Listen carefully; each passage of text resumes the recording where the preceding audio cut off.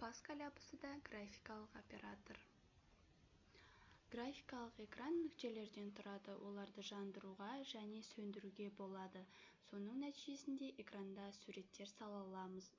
Ол нүктелер пиксельдер деп аталады. Экрандағы нүктелердің саны экранның сапасына байланысты болады.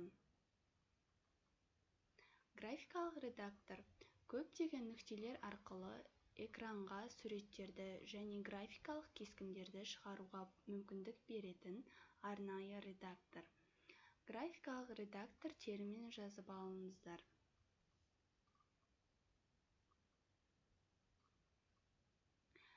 Көріп отырғандарыңыздай, Паскальда бізде математикалық осьтер арқылы беріледі. Мына бізде X және Y осі. Біз графикада сурет салу үшін осы осьтер арқылы белгілей отырып, бағдарламаны жазамыз. Ол үшін графика салудың түрлері. Бірінші, нүкте. Мен айтқан бетте дәптерлеріңізге де қоса жаза отырыңыздар. Нүкте. Нүктені салу үшін біздің бағдарламамыз программа точка. Бұл бізде аты. Uses Graph ABC. Uses Graph ABC дегеніміз осы бағдарламаға графика қосылды дегенді білдіреді. Begin бағдарлама басталды. Set pixel 300-200 color red. Бұл бізде нүктені береді. Одан кейін end, ол аяқталды бағдарламамыз. Жазып алыңыздар, set pixel 300-200 color red, бұл бізде нүктені салып тұр. Келесі сызық.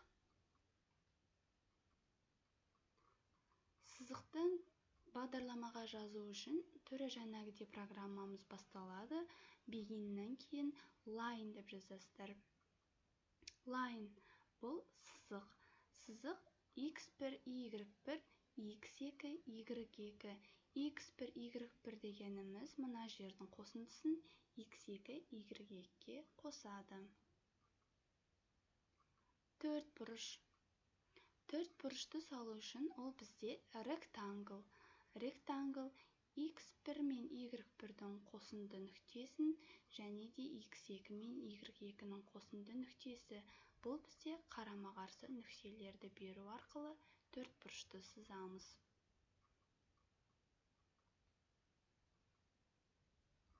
Шеңбер. Шеңбер бұл circle. Circle x пен y және радиус. X пен y-дің қосындысы мына орта бізде радиус.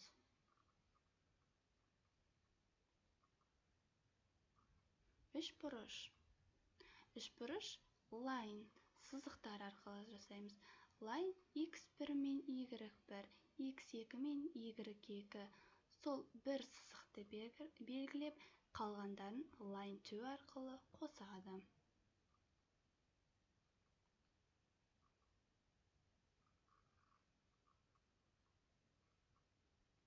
Мұна біз бағана қарастырған мысал бойынша, міне математикада бұл бізде x пен y міне осьтері. Сонда Uses Graph ABC деп бағдарламамыз басталады. Ол үшін программа ABC-ді ашайық. Міне, бұл бізде Паскаль. Паскаль ABC-да көріп отырғандарыңыздай, міне Uses Graph-пен бастадық. Uses Graph бұл бізде саған бағдарламада графика кірді дегенді білдіреді. Одан кейін Begin. Set пен Width 5. Бұл мына қара төрт бұрыштының қалыңдығын 5 пен беріп тұрмыз. Rectangle ол төрт бұрышты. Төрт бұрышты 100-100. Ол не? 100-100. Бұл бірінші 100 x1, мынау y1. x1 дегеніміз қалай? x1 міне мына жер, y1 мына жер. Сонда x1 мен y1-дің қосылған жерін 100-100 деп белгіледік. Сонда міне келесі 300-400. 300-400 дегеніміз x2 мен y2. Мұның қосындысы міне x1-міз, y1, 300 мен 400-дің нүктесі осы. Сонда қарама-қарсы нүктелерімен қосылып төртбұрышты сызылды. Set пен color. Set пен color дегеніміз сіз түс беріп отырсыз. Қандай түс екенін міне color red. Қызыл түс беріп отырсыз. Circle. Circle міне мына сіздің шеңберіңіз. 200-де 250 дегеніміз мынау x1, y1 және радиус. 200 бен 250-дің ортасы және мына орта 80 ол радиус. Float file жаңағы 200-де 250-ді осы шеңберді қызыл түске боя деп беріп тұр. Одан кейін бағдарламаның аяғында міндетті түрде end точка. Бағдарламаны бастаймыз. Міне, біздің бағдарламамыз орындалды. Түрі жаңағы суреттегідей шықты.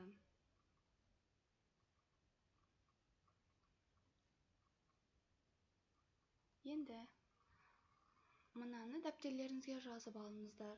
Модуль граф.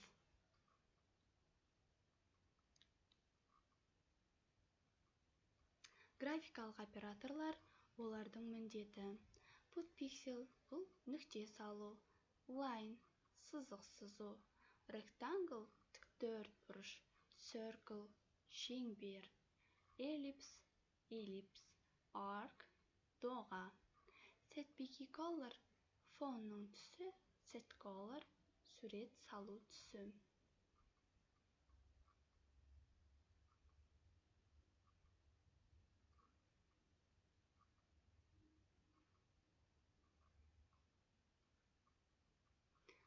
Сіздерге тәжірибелік жұмыс. Мынаған қарап отырып, сіздер не салуға болатынын айта аласыздар ма?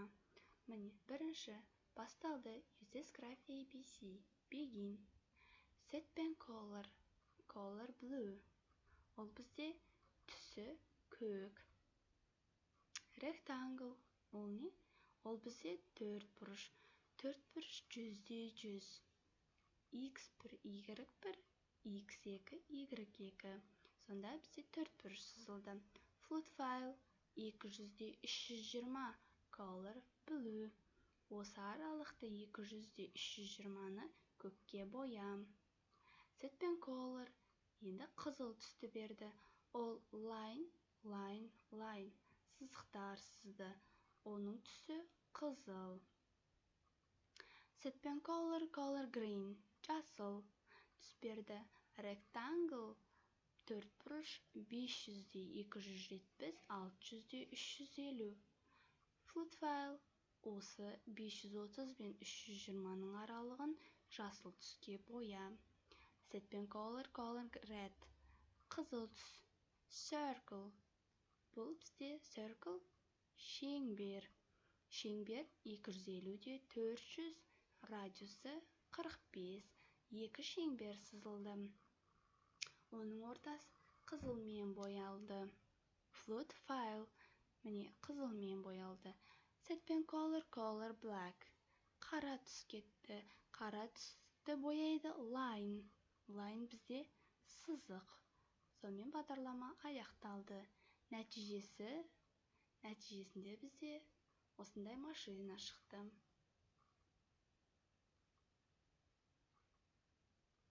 Келесі, міне, өздеріңіз отырып осы суреттің программасын жазасыз. Бұл бізде үй. Үйді салу үшін сізге сонда төртбұрыш, үшбұрыш және шеңбер. Оны қалай сызуды білесіз бе?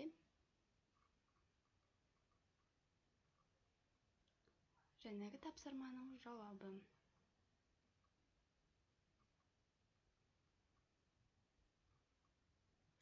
Сіздерге кішігірім сұрақ. Осыны тақырып біткен соң астына жазып қойыңыздар. Паскал ABC-да шеңберді қалай саламыз?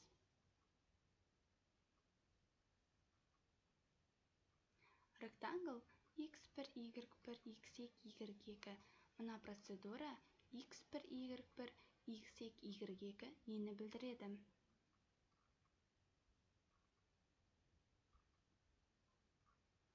Паскаль абысыда эллипсті қалай саламыз? Float file дегеніміз не? Сонымен біздің бүгінгі тақырып бойынша аяқталды. Сіздерге үйге тапсырмам. Осы көріп тұрған суреттерді үйден саламыз, немесе бағдарламасын жазасыздар. Мысалы, мына олимпиаданың жасау үшін домалақтарды 5 домалақ саласыздар. Оны қалай салуды білесіздер ғой. Мынау бізде бағдаршам.